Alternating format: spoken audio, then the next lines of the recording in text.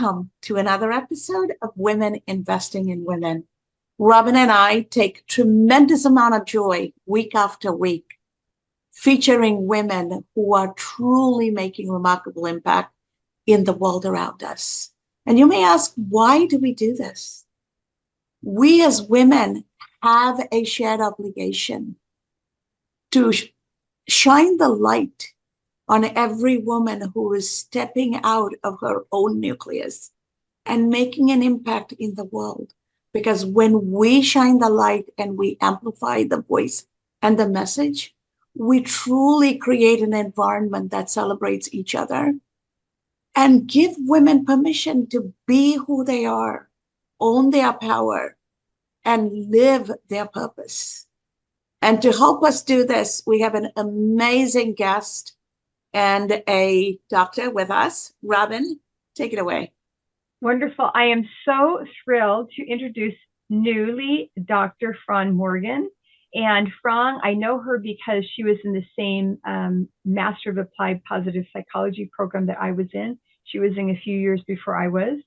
And she posted that just a few months ago, she earned her PhD and she did her research on working mothers, and especially focusing on the guilt that working mothers often feel, the various things that they have to navigate.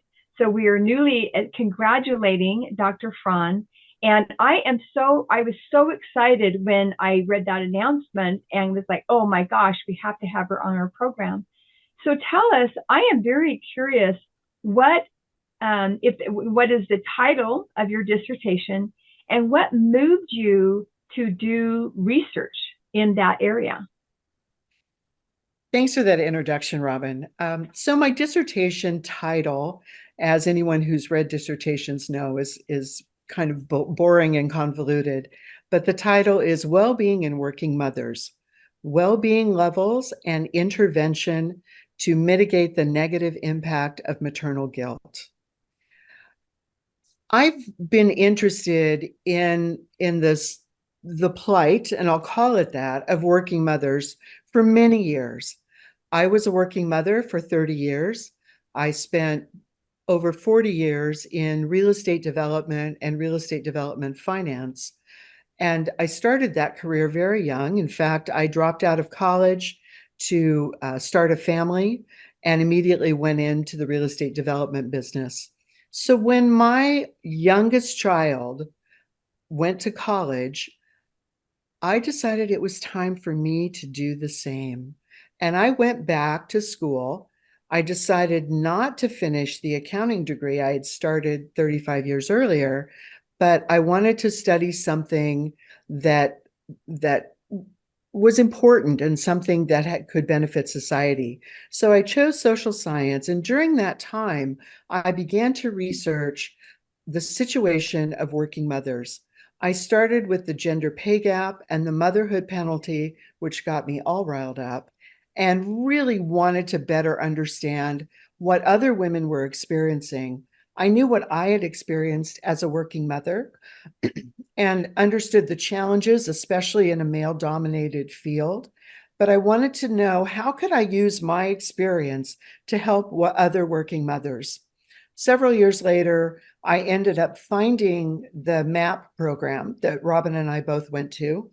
Excuse me. And during that program, I focused my research and writings on the well-being of working mothers and really began to understand that there's very little psychological research into the well-being of working mothers.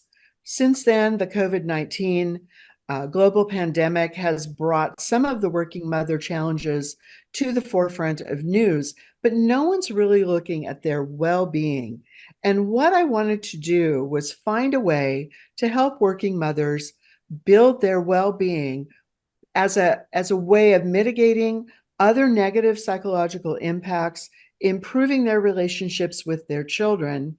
And my initial focus was preventing adolescent depression.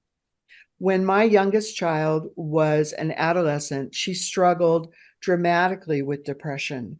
And I experienced tremendous amounts of guilt because I worried that what I was doing by working outside of the home every day was contributing to her depression. And so that was the research I pursued during MAP. What I learned was that mothers working outside the home can actually be very beneficial to their children's emotional development.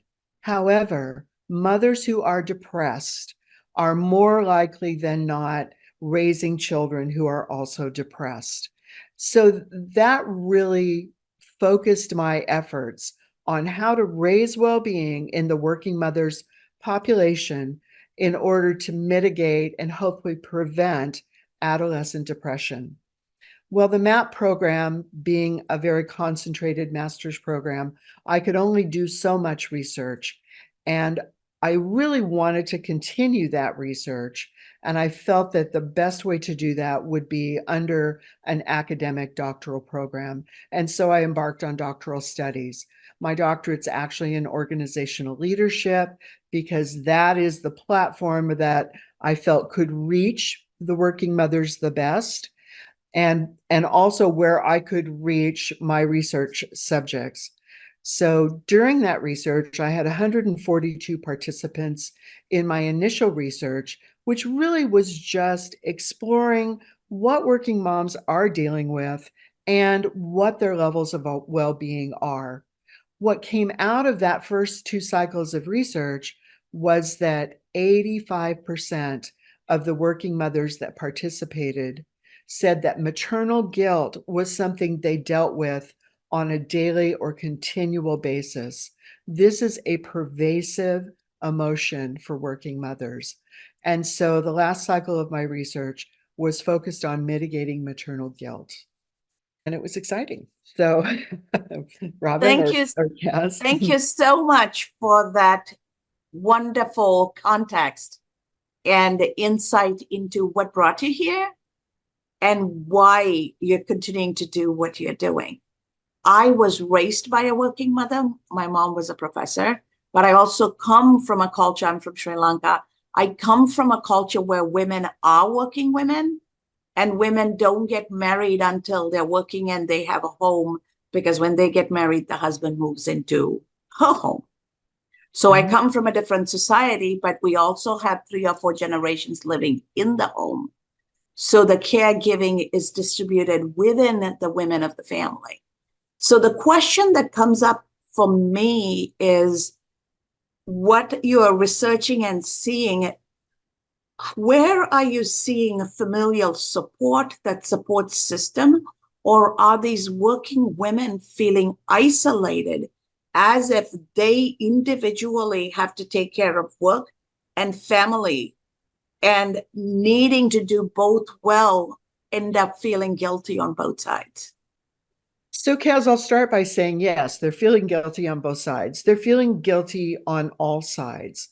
Most of the women in my research did not have significant familial support. Our society here in the United States is much more fractured than that. Children move away from their parents, and that was the case with many of the women in my research.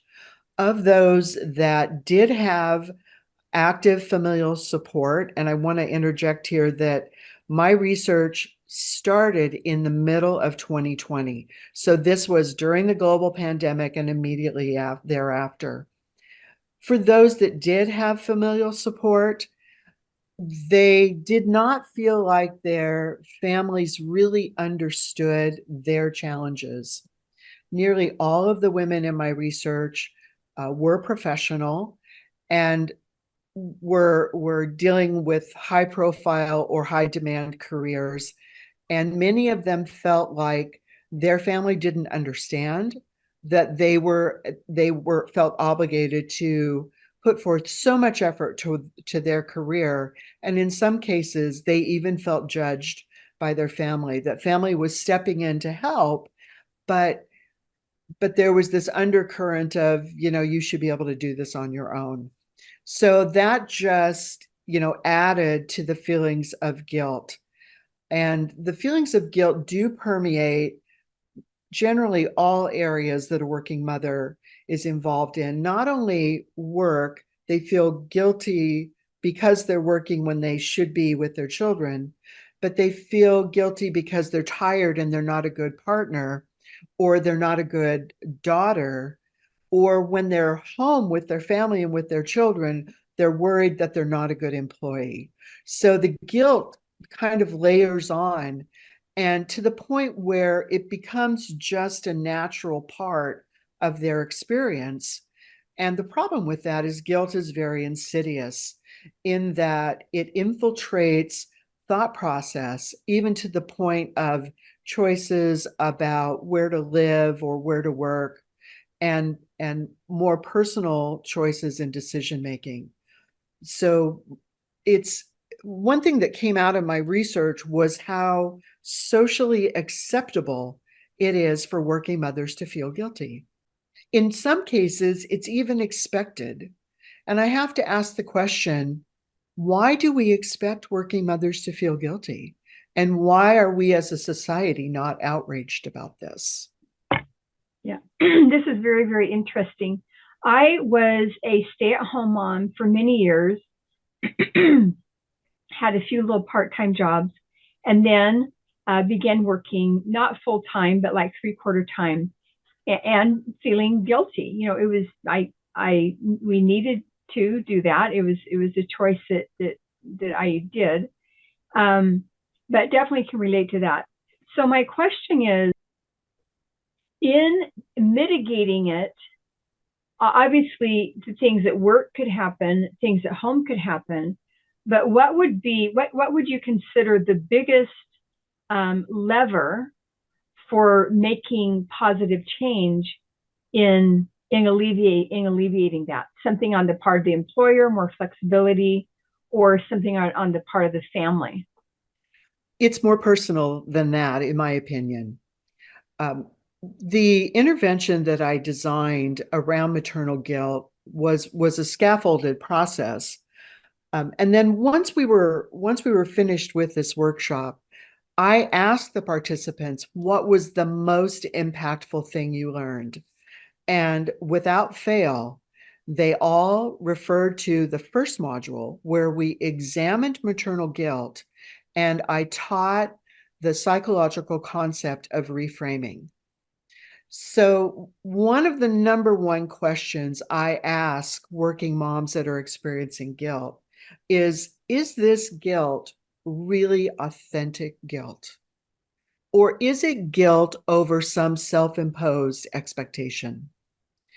And it's important to make that distinction, because if authentic guilt has remedies, if you back into someone's car, you leave a note, you pay for the damage.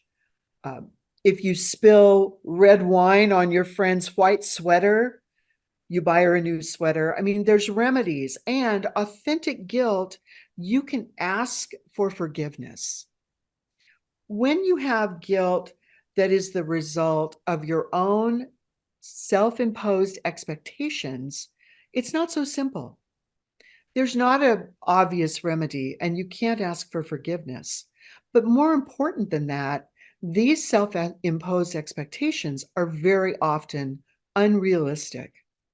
So the most important thing, the very first thing I try to teach working mothers is to make that distinction between a self-imposed expectation and something that really is worthy of guilt, some authentic guilt. And it's amazing, the light bulb goes on. And awareness is the very first step in the psychological self-regulation process. And just by becoming aware that their guilt may have an unsupportable foundation, it's amazing for these women. And that, I think, is the most important part of addressing and potentially mitigating maternal guilt. It's interesting where you're taking with your treatment effect and your intervention. And it seems like you're giving them the tools to have grace for themselves, have empathy for themselves. As mothers and nurturers, they have it for everybody else. they already have it turning it inwardly towards them so that they hold some grace for themselves and they view their life with empathy. So, as you're talking, one of the things I have always insisted in the workplace as a female executive in the world of high end finance, in a man's world, is there is no such thing as work life balance because balance requires only two things. And for a man, life means going home, spending a few hours with the kids, going playing golf. For a woman, it's not just those things. She has to deeply get immersed in caregiving that is not paid for. And so, to a woman, life itself has to be harmonized with her existence, her presence, her ability to be there for others, and actually taking care of everything and everybody else. So when you have to harmonize within yourself, then you have to go and also harmonize with work. It's more of a harmonization process. And as life evolves, evolving with that, the harmonization level necessary, right? So from that place of thinking, how are you able to help employers and other stakeholders in the community also understand this? Because a lot of times female co-workers will put a bigger guilt trip on the women than men themselves. I've watched it over my 34-year career. What is your advice? Yeah, absolutely, Kaz. Women can be very hard on women, especially in a male-dominated field. I started in the real estate development industry in the late 1970s. I was always the only woman in the room. And the assumption was that, there's a finite pie and there's a tiny little slice that has woman written on it. And if I let anybody else in, that means I'm jeopardizing my own position. And that's been very common, as I said, especially in male dominated industries. But I think as women, we have to step outside that. I also want to go back to something that you mentioned, and that is being kind to yourself. That was a crucial element of my workshop as well. On top of the first module was maternal guilt, the second module was on self-compassion. Because when someone comes to you and asks for forgiveness, you are being compassionate to them in giving them that forgiveness. Women have to learn to do that for themselves. And especially for driven working women, that can be very hard because the opposite of self-compassion, self-criticism, is very powerful, and it can be a very powerful motivator. So to your point, we as women have to learn how to not only be compassionate with ourselves, but be compassionate with other women, and recognizing that the only way we all grow, the only way we grow is for us all to grow. And we have to invest in other women because, to your point, there's no such thing as work-life balance for women. It's all about choices. We make choices every moment as to where to put our attention and our focus and what priorities to establish. And I laugh at the concept of work-life balance because we just have to give ourselves permission to choose what we know is going to be most important to us in that moment. And as a collective, we have to give other women that choice. I was fortunate in having my own company that I was able to create this kind of environment, or hopefully create this environment for the women who worked for me. But it is a challenge because as a business person, as an employer, you're always balancing what's best for the employee and what's best for the organization. And sometimes you have two bad choices. So I can definitely relate to those situations with employers. And in my current work as a fractional executive, I try to help those employers make those choices and really help determine what's going to be best for their employees, because that will be what's best for the health of the organization. Yeah, I'm absolutely loving everything that I'm hearing, especially the notion that, well, it's the whole purpose of this podcast to shine a light on women helping other women and to break down the stereotype that, there's a finite pie and you have one little slice. And if you give a crumb to somebody else, then you have one less crumb. I mean, that is such a scarcity mindset. And what we're doing is showing, no, we have an abundance mindset. I'm loving what you're saying about the steps of women having self-compassion, having grace for themselves, and as in many things we know, a lot of it comes down to mindset. What's going on between your ears. So what would you say would be some of the core things to help women make that shift of finding? I especially loved your authentic guilt versus inauthentic, self-imposed guilt. I'm loving that. I'm going to have to really think about this as soon as this podcast is over. But what in making the mental shift toward self-compassion, the mental shift toward being able to reframe different situations, what do you find truly helpful, or multiple things that are truly helpful women to make that shift? Yeah, it's a tough shift, but as I mentioned, awareness is the first step in self-regulation. And so just the simple awareness, being able to ask, to stop in the moment and say, wait a minute, am I feeling guilty because I'm expecting myself to be Superwoman? Or am I feeling guilty because I didn't turn up in that report when I was supposed to? Really being able to create that definition. And honestly, Robin, I would be remiss if I did not give a shout out to another fellow Mapster who tuned me into this, and that's Valerie Burton. And Valerie Burton wrote a book several years ago titled Let Go of the Guilt. And Valerie Burton's book was instrumental in my really beginning to understand this concept and in setting me on the path to further investigate the implications of guilt. So I would say the most important thing, number one, is just being aware that as women, as mothers, we expect so much of ourselves. And that those expectations, if not properly identified and managed, have the potential to create tremendous guilt for us. And then once we become aware of that, having self-compassion to forgive ourselves and let ourselves be okay with the fact that we're not Superwoman. And maybe we're taking our kids to McDonald's tonight. I mean, that was a huge one for me. I hated to take my kids out to dinner when I felt like I should be home cooking.